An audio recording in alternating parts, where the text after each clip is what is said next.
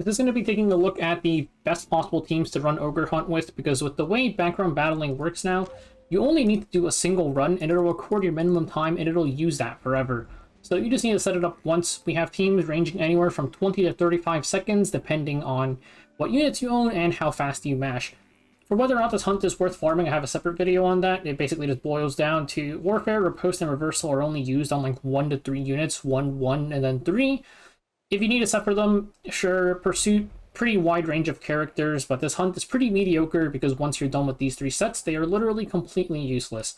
Anyways, for one more thing that I will mention is that there's support units you can use, because stuff like if you need extra damage, then pick a unit with an attack percent imprint for the team, go in there, potentially unequip all their stuff so they don't move, and then give them like Queen's Whistle or something.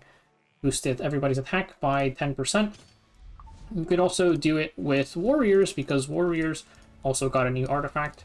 We have Sword of Autumn Eclipse over here. Sword of Autumn Eclipse. Where is it? Sword of Autumn Eclipse. 10% attack to all allies, just ungear them. If you don't have either of those, right, I think if you don't have either of those, you probably don't have these either, but Super Duper Water Shooter gives 5% attack to all allies. You could use Midnight Bloom for crit chance, and then just re-gear your units like that, or give attack with Card of Small Miracles. Stat boosts are nice, and then besides that, you also have stuff like, if you're struggling to survive on some of the other team comps, Sea Armin and Eaton are good options. Give them Protection set, give Eaton probably like Crown of Glory or Adamant Shield, and Sea Armin just goes Aureus on Prot set. So these are 2 units that can help you keep your entire team alive. And let's go ahead and take a look at the setups. First, let's take a look at the fastest possible team, because the minimum time that a background battle can be is 20 seconds. So 20 seconds or lower, and it doesn't matter anymore. You have the minimum time. This was shown to me by Kyons on Discord before I even had a chance to look at this hunt, because I was doing archive and stuff. But you have Celine and Lilius, because the boss starts with a non-attack skill, and then it'll activate both of them. Then Lilius' non-attack skill activates Hwa Young, and you just boom boom, 2-shot the boss before anybody even gets a chance to move. That's why it's so fast. This does have pretty high requirements in the sense that you need the crit damage node in the imprint circuit, so you have to be at least soul rank 10.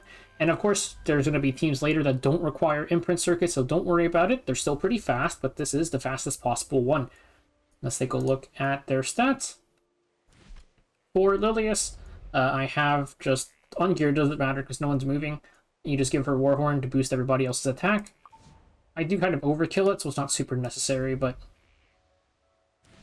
Summer Hwa Young, Destro Pen with Daydream Joker. This thing, I don't think, like, none of these affect her damage, so it doesn't matter. It's just Destro Pen with Imprint Circuit on Daydream Joker.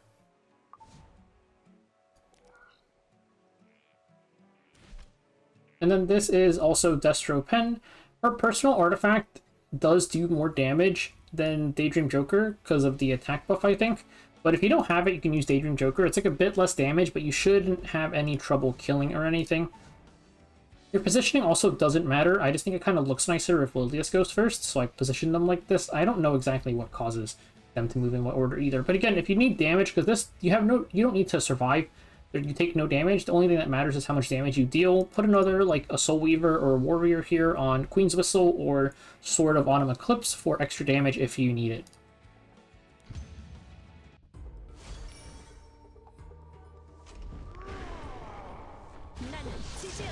There we go. Lilius goes, activates Hwa Young, and then activates Celine, and it's dead. Now let's take a look at a team that's a bit more accessible, because that one was using, you know, Summer Hwa Young, which I sure hope you have her. Her banner is available, like, right now, and her artifact is really, really good. The unit itself is also pretty decent. But anyways, this one's just going to be using Charles as our DPS, and then we're using 2 supports. I'm using the Sea Armin that I mentioned here as a unit to make sure we don't die, and then Reqroar is because 3 stars don't have the animated skill animation. Saves us a bit of time on that. First up is Reqroar. I have her about 200 speed, and then just enough effectiveness. Didn't bother putting her in Imprint Circuit. She do want to +4 her S3, or you could, like, you know, it's one run, you could just fish for it. I also did Awaken her. I don't know how necessary the Awaken is, to be honest, but the Awaken adds a 20% CR push, which I was like, maybe that'll be useful. Anyways, I gave her Warhorn too.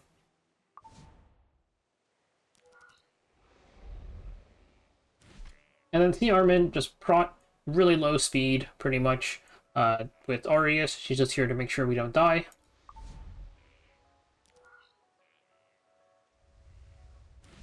And lastly is Charles, who is on Destruction plus Penset with Daydream Joker as his artifact.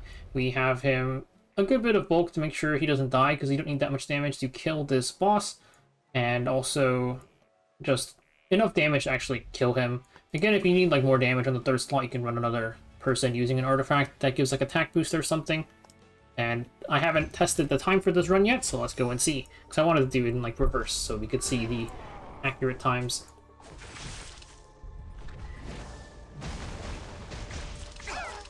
Okay, ow, we're gonna do that. We're gonna push up.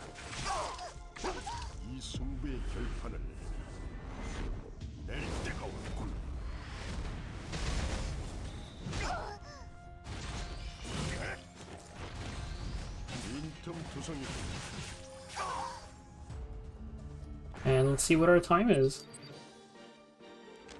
31 seconds, so not bad. It's not, you know, the 20, but 31 seconds is plenty fast, and from this point you can literally just run whatever units you want and go ahead and friendship farm.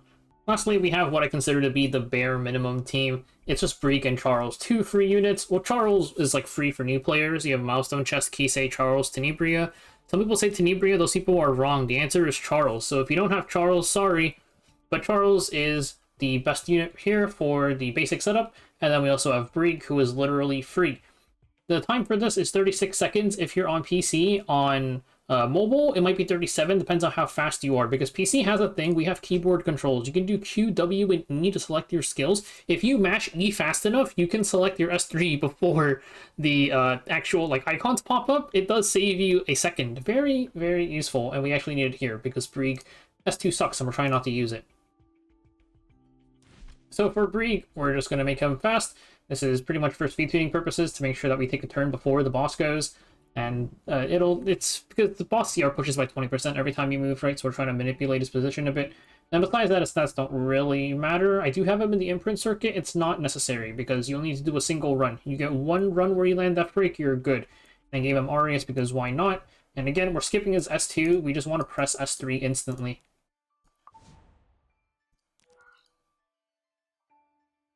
And then we have Charles.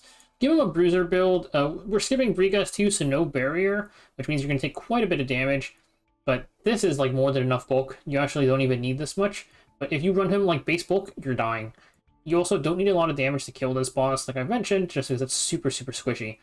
So 100% crit chance, give him speed boots for tuning purposes, good bit of bulk, and then some damage, Daydream Joker, you'll be fine. Yeah, smash E is what I'm on, just making sure. And let's go ahead. Again, if you're on PC client, mash your E key.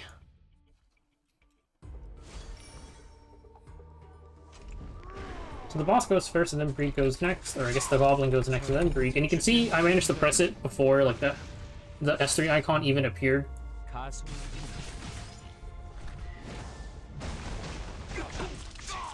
Next up is the Goblin, and then it's time for Charles, and we're going to press S3 as fast as we can. Dude, there is a like variable bit of RNG there, depending on if the Goblin hits Charles or not. But we're bulky enough to survive. And we get the kill, and let's see if we can see what our time is. We actually went down to 35, so I managed to press it fast enough that time that we got down to 35. So 35 seconds for this last team.